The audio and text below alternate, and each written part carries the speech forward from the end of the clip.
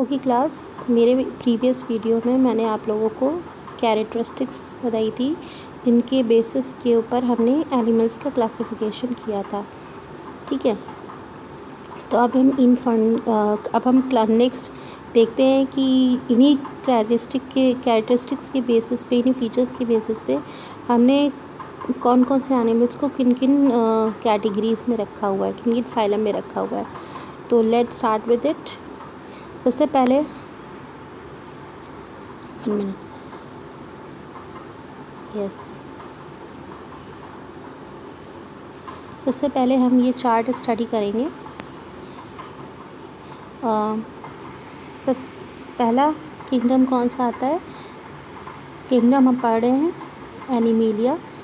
अब according to the पहली characteristics हमने कौन सी पढ़ी थी? Level of organisation. Level of organisation में हमने दो चीज़ें पढ़ी थी, एक सेलुलर लेवल की और एक टिश्यू लेवल की। तो सेलुलर लेवल की ऑर्गेनाइजेशन में केवल एक ऑर्गेनिजम्स बिलोंग करता है, वो कौन है? पोरिफेरा। ठीक, दूसरा है टिश्यू ऑर्गेनिजम्स, जो है दूसरे होते हैं जो कि जिनके अंदर पास टिश्यूज़ होते हैं, ऑर्गन होते हैं, ऑर्गन सिस्टम है। ठीक, तो ये जो ऑर्गेनिजम्स हैं इनको अब दूसरी कैरेक्टरिस्टिक्स हमने देखी है, और दूसरी कैरेक्टरिस्टिक थी उनकी सिमेट्री। तो सिमेट्री के अकॉर्डिंग हमने इनको दो चीज़ों में डिवाइड किया था, एक रेडियल सिमेट्री, एक बायलेटरल सिमेट्री। ठीक है, रेडियल सिमेट्री के एग्जाम्पल थे सीलेंट्रेट्स। ठीक है, दीज आर द सीलेंट्रेट, इनको सिनाइडेरिया भी कहते हैं, और स्टेनोफोरा। ठीक, और बायलेटरल में कौन कौन से आ रहे थे? बायलेटरल में आ जाते हैं आपके प्लेटीहेल्मिन्थीज, स्केलहेल्मिन्थीज और ये बाकी के सारे ग्रुप्स। देख रहे हैं कि धीरे धीरे जो चीज़ें वो एनिमल्स हैं वो उनकी चीज़ें सॉर्ट आउट हो रही है, छटती जा रही हैं। फिर बायलेटरल के अकॉर्डिंग हमने जो है इनको तीन चीज़ों में डिवाइड किया है। पहला, नेक्स्ट है कैविटीज़, सीलम्स प्रेजेंट है कि नहीं, इनके अकॉर्डिंग हमने तीन में किया। पहला, जिनकी बॉडी में सीलम्स प्रेजेंट नहीं होता है, जैसे कि प्लेटीहेल्मिन्थी। दूसरा, जिनकी बॉडी में स्कैटर्ड सीलम्स कैविटीज़ होती हैं, इनको कहते हैं एस्केलमिन्थीज। और जिनकी बॉडी में सीलम प्रेजेंट्स होता है कैविटीज़ में, तो इनको हम क्या कहते हैं? ये these are the examples of the true coelom, और we call them as the coelomates. Fine. तो इन कैरेक्टरिस्टिक्स के अकॉर्डिंग हमने जो है ऑर्गेनिजम्स को क्लासिफिकेशन दिया हुआ है। आप देख सकते हो ना कि हर एक कैरेक्टरिस्टिक से जो ऑर्गेनिजम्स है वो सॉर्ट आउट होते जा रहे हैं, है ना, कम होते जा रहे हैं। ठीक, now let's start with our first phylum, that is the Porifera. Yes. Okay. Members of this phylum are commonly known as sponges. Sponge देखिए ना आपके घर, आपने भी स्पंज देखी होगी, सबने देखी होगी, जिसको हम कंप्रेस करते हैं, बिल्कुल फुल हो जाती है, उसमें पोर्स प्रेजेंट होते हैं। You all have seen. ठीक है, प्यूमिक स्टोन है, फोम है। These are the generally marine and mostly asymmetrical animals. ये कैसे होते हैं? मरीन यानी कि समुद्र में रहने वाले होते हैं, और एसिमेट्रिकल यानी कि इनकी बॉडी का कोई शेप नहीं होता है। These are primitive multicellular organisms and have cellular level of organisation. ये पुराने, मतलब प्रिमिटिव मतलब पुराने, मल्टीसेलुलर यानी कि made up of many cells वाले एनिमल्स होते हैं, but at the level of cellular level of organisation. ठीक है, मतलब सेल की इनकी ऑर्गेनाइजेशन होती है। अभी इनकी जो बॉडी होती है स्पेसिफिक फंक्शंस में डिफ्रेंशिएट नहीं हुए, सेल्स इनके डिफ्रेंशिएट नहीं हुए। ठीक, sponges have a water transport और कैनल सिस्टम। जो स्पंजेस होती है उनमें वाटर ट्रांसपोर्ट और एक कैनल सिस्टम होता है। कैनल मतलब ट्यूब लाइक सिस्टम होता है। कैनल मतलब क्या होता है? कैनल मतलब एक पतली सी गुफा टाइप की, right. Water enters through minute pore called ostia in the body walls into the central cavity. जो वाटर होता है वो कहाँ से एंटर करता है? इनकी बॉडी पे माइन्यूट पोर्स प्रेजेंट होते हैं, जिनको हम ऑस्टिया कहते हैं। ठीक है, और सेंट्रल कैविटी तक जाता है, जिसको हम स्पॉन्जोसील कहते हैं। From where it goes through the osculum. फिर वहाँ से वो कहाँ जाता है, पानी कहाँ जाता है, ऑस्कुलम में जाता है। The pathway of water transport is helpful in food gathering. अब पानी जो अंदर आ रहा था तो उसी में जो भी फूड पार्टिकल होते हैं वो भी बॉडी के अंदर चले आते हैं, ठीक है। रेस्पिरेटरी, यहाँ पे पानी में ऑक्सीजन डिज़ोल्व होती है, मैंने आपको बताया था, तो वो ऑक्सीजन ले लेते हैं। और इससे इवन जो पानी बॉडी के अंदर गंदगी होती है वो चली जाती है। तो पानी जब आया मुंह के अंदर घुसा उनकी, या पोर्ट्स के अंदर से घुसा, उसमें जितनी भी गंदगी थी वो सब निकल गई, या जितने भी खाना पीना था वो बॉडी के अंदर रिटेन हो गया, रह गया, ठीक है।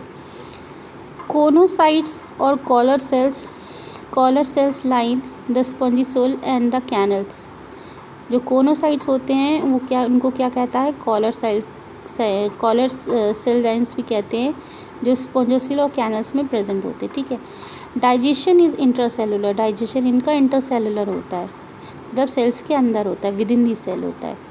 The body is supported by a skeleton made up of spicules और स्पॉन्जिया फाइबर्स। जो इनकी जो बॉडी होती है उसमें स्केलेटन प्रेजेंट होता है, और स्केलेटन किस चीज़ का बना होता है, स्पाइक्यूल्स और द स्पॉन्जिल फाइबर्स का।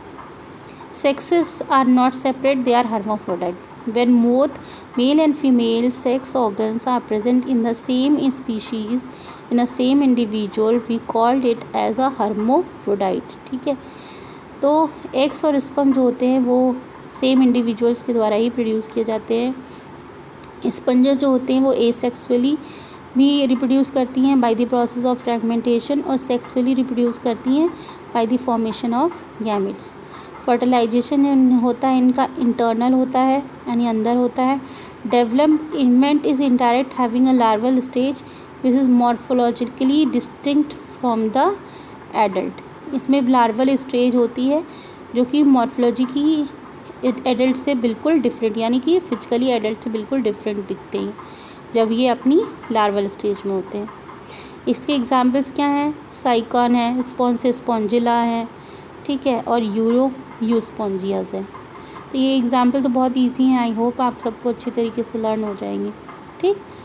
तो हमने स्पंजेस के कौन कौन सी कैरेक्टरिस्टिक्स पढ़ी। पहली कैरेक्टरिस्टिक्स ये पढ़ी थी कि ये जो है जनरली मरीन और एसिमेट्रिकल एनिमल्स हैं। सेकेंड, ये एक प्रिमिटिव मल्टीसेलुलर ऑर्गन्स है जिनकी सेलुलर लेवल ऑफ ऑर्गेनाइजेशन होती है। थर्ड, इनमें जो है ट्रांसपोर्ट और कैनल सिस्टम प्रेजेंट होता है। इनकी जो बॉडी होती है उनमें माइन्यूट पोर्स होते हैं जिनको ऑस्टिया कहते हैं, जिसके थ्रू वाटर जो होता है वो इनकी बॉडी में एंटर होता है और वेस्ट प्रोडक्ट बॉडी से बाहर निकल जाता है। इनके जो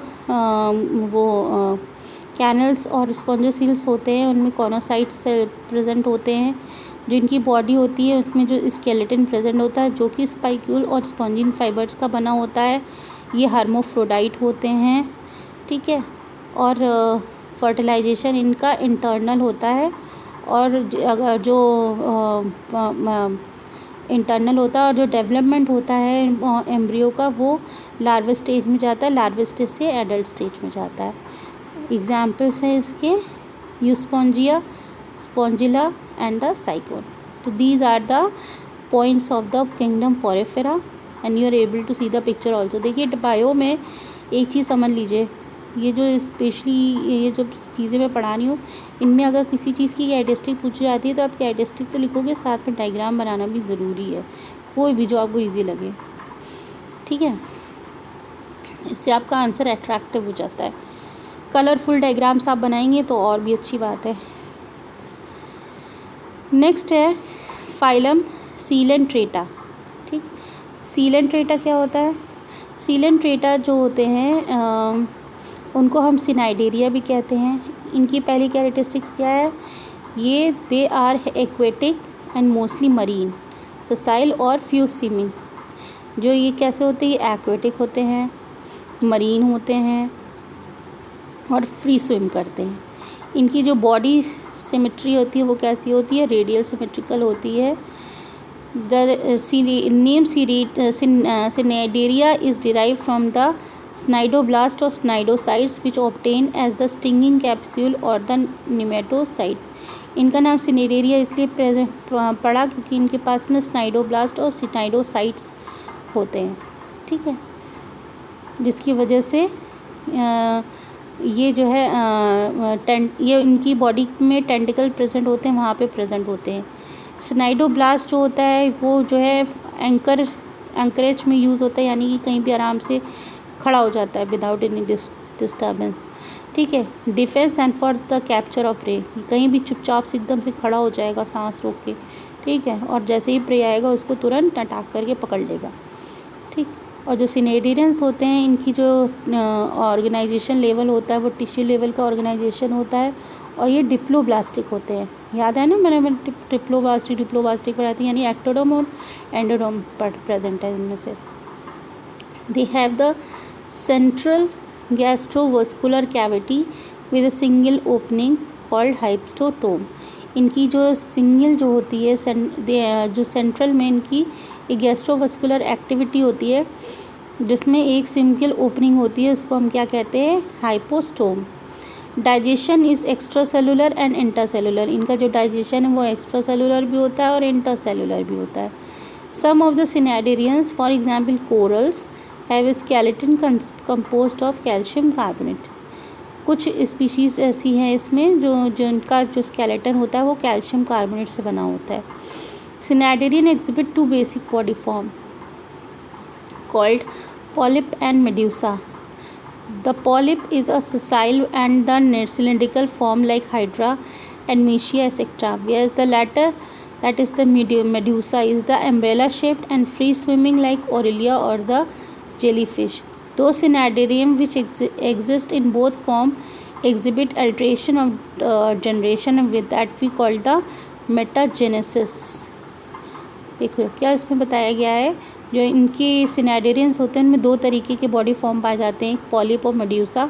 जो पॉलिप होता है वो सिसाइल और सिलिंड्रिकल फॉर्म होता है, सिसाइल और सिलिंड्रिकल होता है, जबकि जो दूसरा वाला जो फॉर्म होता है दैट इज़ मेड्यूसा, वो कैसा होता है, उसका शेप अम्ब्रेला शेप हुआ होता है और वो फ्री स्विमिंग होता है। ठीक है। तो सिनेटेरियन जो है वो जनरली दोनों फॉर्म्स एग्जिबिट करते हैं, और इसको अल्टरनेशन ऑफ जनरेशन यानी कि वन आफ्टर अदर मेटाजेनेसिस कहते हैं। पॉलिप जो होते हैं वो मेड्यूसा प्रोड्यूस करते हैं एसेक्सुअली, और जो मेड्यूसा होते हैं वो पॉलिप्स प्रोड्यूस करते हैं सेक्सुअली। ठीक। तो आप देख सकते हो it is one of the important features of the cnidarians. Examples क्या है इसके, फाइसेलिया, एनमेशिया, न्यूटेला एंड द मीन ड्राइना। तो दीज आर द एग्जाम्पल्स जो आपको ईजी लगे आप याद कर लीजिएगा इन चारों में से। ठीक। तो एक बार फिर से इनकी कैरेक्टरिस्टिक्स पढ़ते हैं। तो सबसे पहले कैरेक्टरिस्टिक्स क्या है, हैबिटेट। इनका हैबिटेट कैसा है, एक्वेटिक है, मोस्टली मरीन है। ये इनकी सेसाइल है, मतलब रुके रहते हैं, और फ्री लिविंग भी हो सकते हैं। इनकी जो बॉडी होती है वो रेडियल सिमेट्रिकल शो करती है। ठीक है। इनमें जो है स्नाइडोब्लास्ट और स्नाइडोसाइट्स प्रेजेंट होते हैं जो कि एक कैप्सूल मतलब कंटेन करते हैं। ये जो है इनकी जो बॉडी में टेंटिकल्स होते हैं, उन टेंटिकल्स के ऊपर प्रेजेंट रहते हैं।